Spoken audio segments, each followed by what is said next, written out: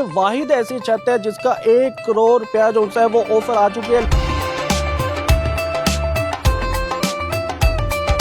وزیر اعظم پاکستان شہباز شریف صاحب ادھر آگے 2-3 مرتبہ ہم سے بسنتیں کر چکے ہیں. اس کے بعد یہ جو حویلی ہے نا یہ 200 سال پرانی ہے. ادھر محمد رفیع صاحب ادھر آگے نا ہماری بیٹھک میں گانے چھانے گاتے تھے ہمارے بڑوں کے ساتھ. حمزہ صاحب بھی ادھر آئے ہیں بسنت کر کے گئے ہیں. حسن نواز صاحب کر کے گئے ہیں بسنت. پنڈی پنڈی پنڈی پنڈی کی بڑی بسنت.